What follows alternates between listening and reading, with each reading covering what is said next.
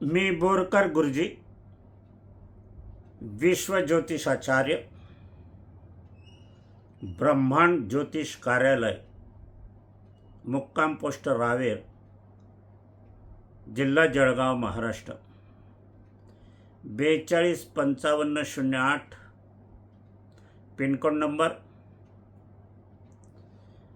आणि WhatsApp number आणि mobile number माझा 9850015558 एकच आहे. आजच्या कार्यक्रमाला सुरुवात करण्यापूर्वी माझी पत्नी स्वर्गीय सौ निर्मलाबाई बोरकर यांना अभिवादन करूया आणि आजच्या कार्याला सुरुवात करूया. देशाच्या घटना झपाट्याने बदलत आहे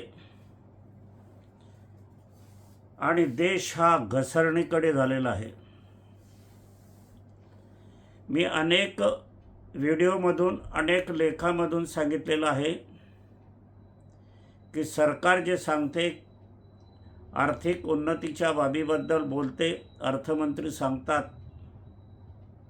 परंतु ते असत्य आहे, खोटं आहे. अनेकांनी मला याबद्दल विचारणा केली तर मी माझं ठाम मत त्यावेळेला विचारलेलं जे होते त्यांना सांगितलं आहे. आणि आज अशीच परिस्थिती निर्माण झालेली आहे. अर्थ न जाणणारे अर्थमंत्री, शिक्षणाचा काही सहभाग नसलेले शिक्षण मंत्री आणि इतर मंत्री, यालाच लोकशाही म्हणतात भारताची. अर्थ खातं इतकं खालावलेलं आहे, इतकं नासलेलं आहे की आता दुरुस्त होईल की नाही ही एक शंका आहे.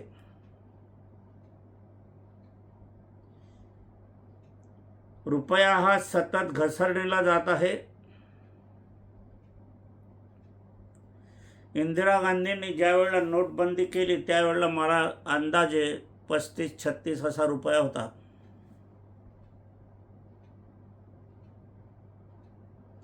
रुपया हा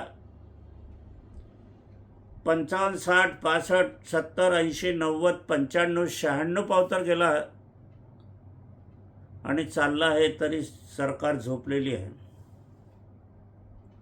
मध्ये जी नोटबंदी झाली ती कशासाठी झाली, काय कारण झालं, त्याचं फलित काय झालं काहीच माहिती नाही. लोक रांगेमध्ये मेले, अनेकांचे नुकसान झाले,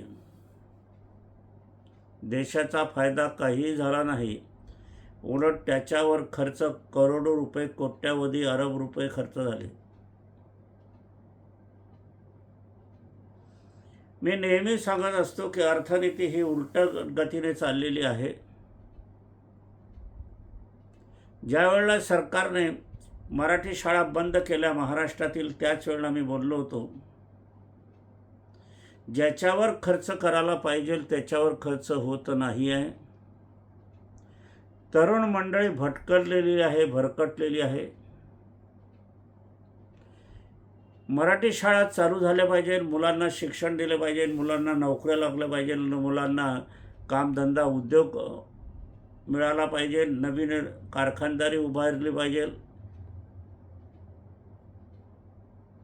रस्ते वारेमाप होत आहे, त्याचं काहीही गरज नाही. ही टोल वसुलीसाठी रस्ते आहे असंच मला वाटते. रस्ते करा तर मग शेतबांधणी पावतर करा ना,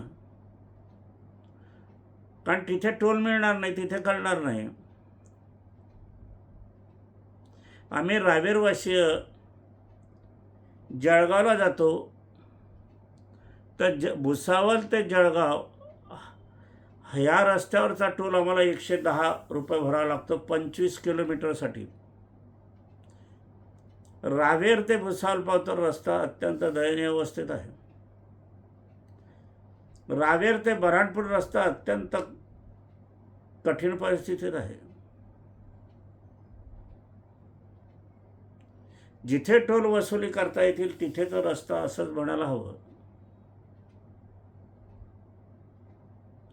आश्वासनं भरमसाठ दिली जातात पण त्याच्याबद्दल नाही. आता कायद्याने जे आश्वासन दिले ते पूर्तता करण्याची जबाबदारी पक्षावर टाकली गेली पाहिजे, अफिडेव्हिट लिहून वचनबद्ध. पण सरकारच्या हातात कायदे करणं असल्याने ते करणार नाहीच. वास्तविक ज्या क्षेत्रातला कायदा करायचा आहे, व्यापारी क्षेत्रातला कायदा करायचा आहे, सोने खरेदी करू नका हे सांगताय तुम्ही, पण याच्याविषयी सुवर्ण बाजारपेठेच्या, सराफ बाजारपेठेच्या, ज्वेलर्सच्या बाजारपेठेच्या, सोन्याच्या चांदीच्या कारागीर वर्गाचा विचार आपण घेतला होता का? की एकदम आवाहन केलं आपण, आणि हे आवाहन का करणं भाग पडलं? कपडे महाग झाले म्हणजे कपडे घालू नका. पेट्रोल डिझेल बाहेरून येतात म्हणजे पेट्रोल डिझेल वापरू नका. कोणी फटफटीवर जात आहे, कोणी गाडीवर जात आहे, कोणी सायकलवर जाते. हे पहिल्या दिवसाचं नाटक आहे. पुढच्या दुसऱ्या दिवशी काय? रुपया हा घसरणीला गेलाच का, याचं कारण शोधण्याचा प्रयत्न आपण केलेला आहे. 35,000 कोटी, 40,000 कोटी, 20,000 कोटी कुंभमेळ्यासाठी खर्च होत आहे आणि जनतेला इथे काटकसरीचे धडे दिले जात आहेत.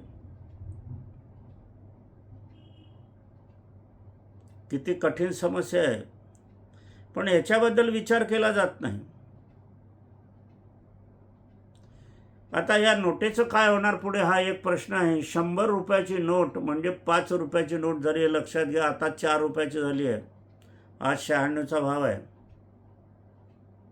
हे सामान्य जनतेला हे अर्थकारण समजत नाही, म्हणूनच देशाचं राजकारण नको त्यांच्या हाती जाते.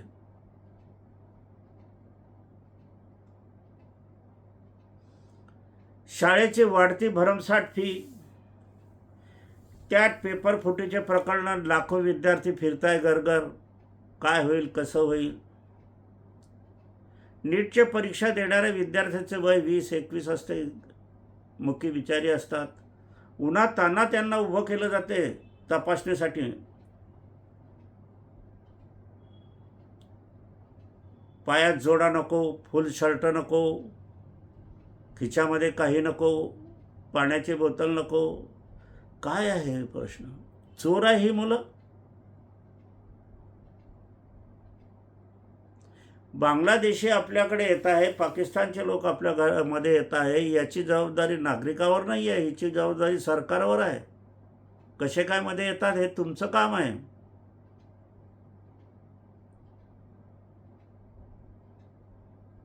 सरकार अगदी कपडे झडकून उभे आहे. काही झालं की मग सरकार जनतेवर बोजा टॅक्सच्या रूपाने. एक साबणाची वडी ज्या वेळेला कारखान्यातून निघते त्यावेळेला त्याच्यातील प्रत्येक घटकावर टॅक्स वसूल केला जातो. त्याचं जे वेस्टर्न आहे त्याच्यावर तेही केलं जाते टॅक्स. जमिनीवर टॅक्स, कारखानदारीवर टॅक्स, यंत्रसामुग्रीच्या प्रत्येक पार्टावर टॅक्स, त्याच्यावर GST. तिथून तर साबण होलसेलरकडे गेला की त्याच्यावर त्याचा नफा आणि टॅक्स, नगरपालिकेचा टॅक्स, सरकारचे टॅक्स. तिथून तो सब डीलरकडे गेला की पुन्हा त्याच्यावर टॅक्स, त्याच्यावर पुन्हा इन्कम टॅक्स. तो मग जिल्ह्यावर गेला की पुन्हा त्याच्यावर टॅक्स, पुन्हा त्याच्यावर इन्कम टॅक्स. तो तालुक्यावर गेला की पुन्हा त्याच्यावर टॅक्स, त्याच्यावर GST, त्याच्यावर पुन्हाचे इन्कम टॅक्स. म्हणजे एका साबणाच्या वडीवर एवढे टॅक्स असतात आणि पुन्हा इन्कम टॅक्स भरावा लागतो. भिकारी असला तरी त्याला तो टॅक्सच्या गर्दीत आहे. त्याला बिडी घ्यावी लागली, काडी घ्यावी लागली, औषध घ्यावं लागलं, चहा प्यावी लागली, तोही टॅक्स भरतो. सगळं एक एक नाग प्रत्येक व्यक्ती टॅक्स भरतो आहे, तरी सरकारला पुरत नाही आहे. वास्तविक इन्कम टॅक्स हा भरायलाच नको, कारण तो अगोदरच प्रत्येक वस्तूवर टॅक्स भरत असल्यावर वेगळा टॅक्स त्याला कशासाठी?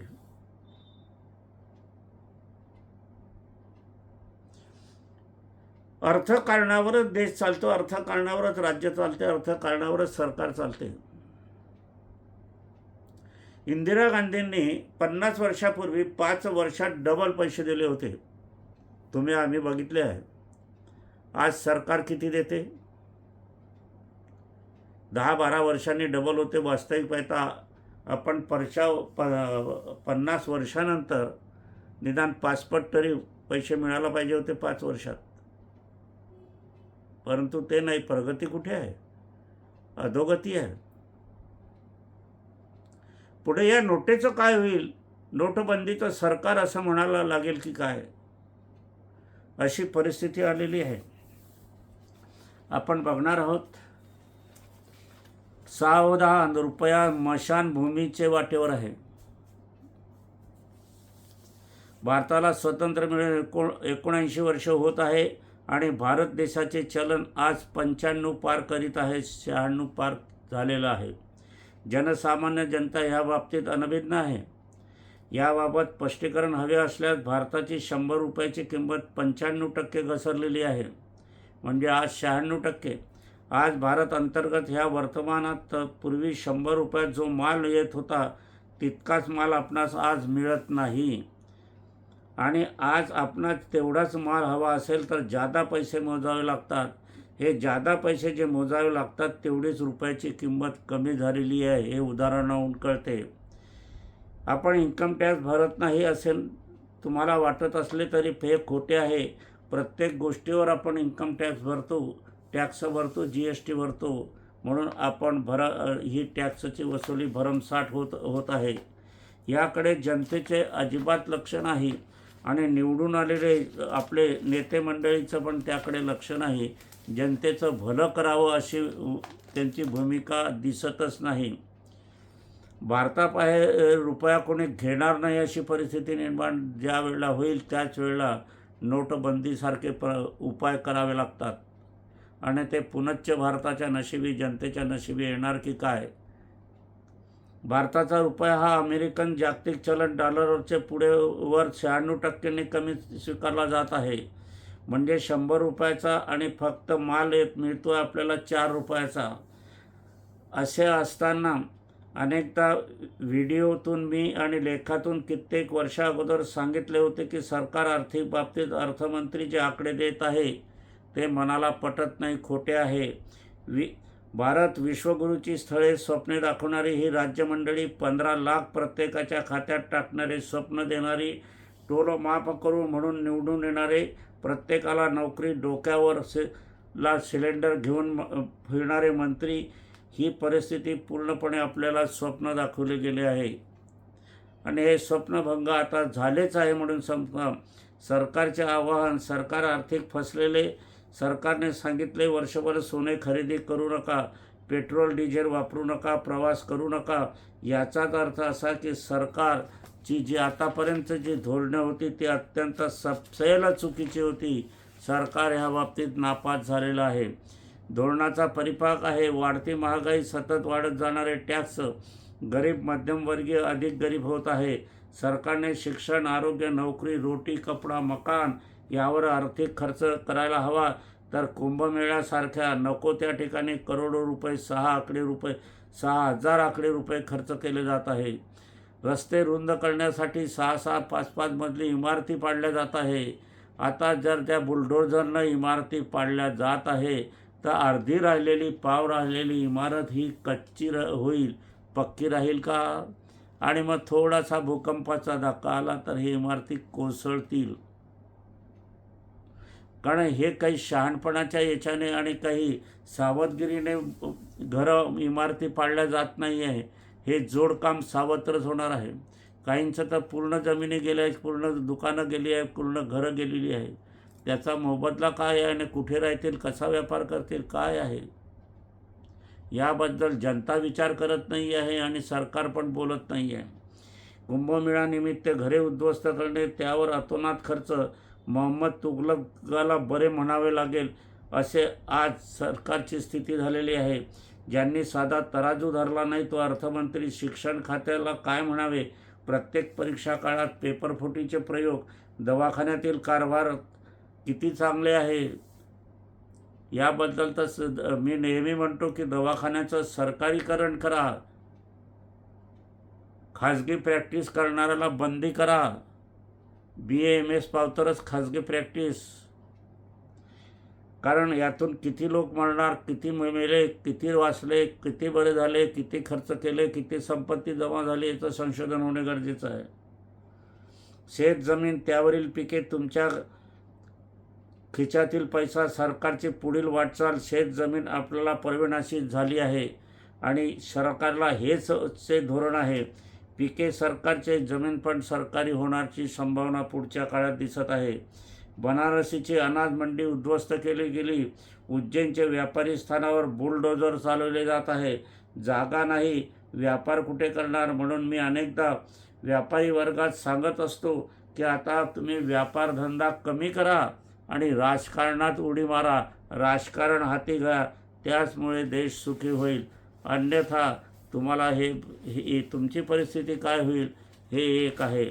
शेतकरी आत्महत्या करतात, पुढचे वेळ व्यापारी वर्गावर येणार की काय असे वाटू लागलेले आहे. सोन्या चांदीच्या किमती, भारतात नव्हे तर सर्व जगात सोन्या चांदीच्या किमती आकाशाला भिडणार आहे. हे वाक्य मी खोडून सोने चांदीच्या किमतीत आकाश भेदून त्यावर जातील. कारण अमेरिका, इराक, रशिया, इस्रायल युद्धाने कमजोर झालेले आहेत. भारताचा याचा परिणाम फारसा झाला नव्हता, पण सरकारची नीती, अर्थधोरण आंधळेपणाने चालवले गेले आहे. जगात कुठलेही चर्च, मंदिर, गुरुद्वारा, मस्जिद, इतर धार्मिक स्थळावर तिकीट लागत नाही. आणि भारतीय 33 कोटी देवी देवता आहेत. एका देवालाही सरकारने सोडलेले नाही. तिकीट हे साधे तिकीट, VIP तिकीट असे अनेक प्रकार सरकारीरित्या वसुली केली जात आहे. आणि दर्शनासाठी तिकीट लावणं म्हणजे आपण विश्वगुरू होणार आहोत का? सोन्यात भाववाढ होईल, परंतु चांदीत तर भरमसाठ भाव होणार आहे. सरकारची चुकीची आर्थिक धोरणे. अमेरिका, रशिया, चीन शस्त्रसामुग्री बनवणारे हे देश आहे व इतर देशांना शस्त्रसामुग्री विकणारे हे देश आहे. ही शस्त्रविक्री चालू ठेवावी म्हणून युद्ध स्थिती निर्माण केली जाते. सोने चांदीत भाववाढ, सरकारची नोटबंदी व त्याचे परिणाम जनतेने भोगलेले आहेत, पाहिलेले आहेत. चलनावरील विश्वास उडत चाललेला म्हणून सोने चांदीत भाववाढ. बँकाची स्थिती काय आहे हे समजेनासे झालेले आहे. पैसे काढण्यावर बंदी, ATMमध्ये अधूनमधून पैसे नसणे म्हणून बँकातून मिळणारे व्याजदर कमी, बँकेच्या विविध अटी आणि त्याच्यावर वसुली. इतकेच पैसे आपण ठेवले पाहिजे म्हणून इलेक्ट्रॉनिक अशा महत्त्वाच्या ठिकाणी चांदीचा वापर, सोन्याचा वापर होत असतो. आणि हे सोने चांदी परत पुन्हा मिळत नाही, नाहीसे होते, नष्ट होते. म्हणून भाववाढ, सोने चांदीत भाववाढ. सोने चांदी खाण्यातून कमी प्रमाणात उत्पन्न होत आहे आणि त्या काढण्याला अधिक खर्च लागत आहे. सोने चांदीत भाववाढ याच्यावर परिणाम आहे. कशावरही विश्वास ठेवावा अशी परिस्थिती आता राहिलेली नाही. पुढे पण ह्या बाबतीत आशा दिसत नाही. मग एकमेव दुसरे पर्याय नाही म्हणून कठीण समय येते कोण कामास, चांदी सोनेचं असेच म्हणायला हवे आहे. आता अन्नधान्य, जीवनावश्यक वस्तू या पॅकिंग स्वरूपात विकल्या जाण्याची संभावना आहे. दळणाच्या चक्क्या बंद होतील, आयते पीठ अशी सरकारची नीती राहणार आहे. नवीन माल संस्कृती येईल. लहान मध्यम व्यापार करणे कठीण जाईल. पूर्वी घाणे होते, घरोघरी मोहल्ल्यात घाणे होते. तेल विक्री, खुली विक्री केली जात होती, परंतु आज पॅकिंगमध्ये तेल विक्री केली जात आहे म्हणून खाजगी घाणे बंद झाले. त्याचप्रमाणे आपण पाहायला गेला तर चर्मकाराचा व्यवसाय होता, टेलरिंगचा व्यवसाय होता, सुतारीचा व्यवसाय होता आणि सुवर्णकारीचा पण व्यवसाय होता. पण हे पण पूर्णपणे बंद झालेले आहे. आज कारखानदारीच्या मालच्या शॉपच्या याच्यामध्ये ही वसुली सुरू झालेली आहे. म्हणून हे धंदे बंद होणार आहे. म्हणून याबद्दल आपण काय करावे हे समजेनासे होते. आता पुढील वर्षाचे भावताव आपण बघणार आहोत. 2030 ते 2040 पावेतोची भाववाढ कशी राहणार याचा मी अंदाज लेखाजोखा काढलेला आहे. 2030 पावेतो 3.5 लाख रुपयापावतर सोन्याचे भाव जाण्याची शक्यता आहे. 2040 पावतर तर 5 लाख सोने झालेले पाहायला मिळेल. चांदी 2030 3 लाख 3.5 लाख पावेतो. 2040मध्ये 5 लाख होण्याची संभावना. गहू 2030मध्ये 12,000 तर 2040मध्ये 15,000 होण्याची शक्यता आहे. ज्वारी 2030 15,000, पुढे 20,000 पाव येतो. तांब्यात भरमसाठ वाढ होईल. सोने चांदीत गुंतवणूक नाही करायची आहे तर तांब्यात गुंतवणूक आपल्याला करावं लागेल. 2030ला युद्ध, 2035ला युद्ध आणि 2040ला जागतिक युद्ध होण्याची अत्यंत दाट संभावना आहे. अशी ही आर्थिक स्थिती भयावह आहे. याचे परिणाम सामान्य जनता आम्हाला भोगावे लागणार आहे.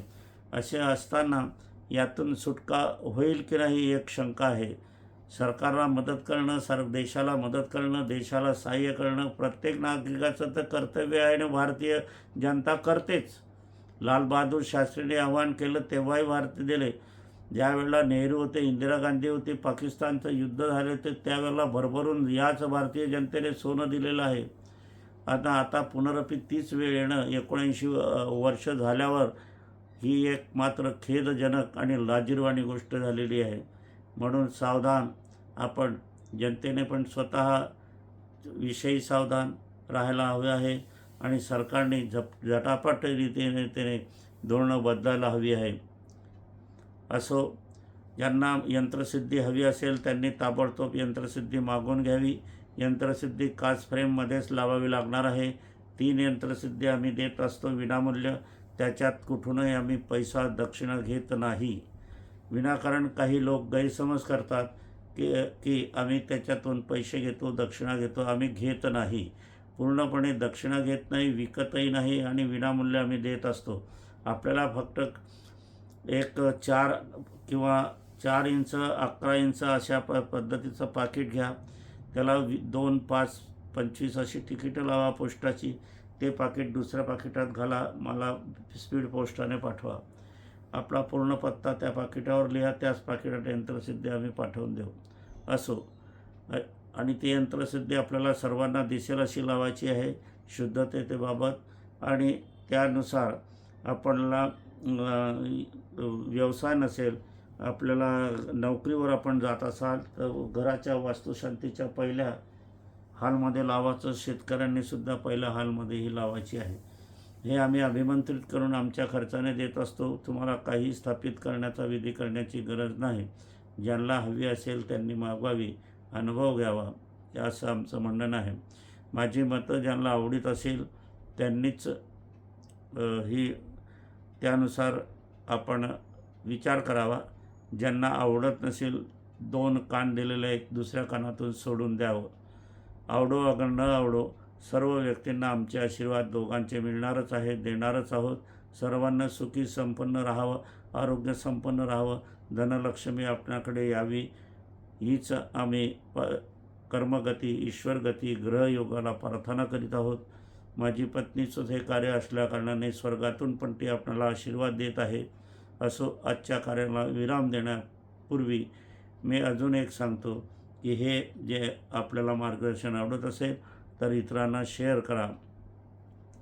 मी ममता दीदीचा जे विधान केलं होतं आणि त्या विधानामध्ये आम्हाला काहींनी सांगितलं की तुमचं भविष्य खोटं ठरलं. माझं भविष्य खोटं हे मुळीच ठरलेलं नाही.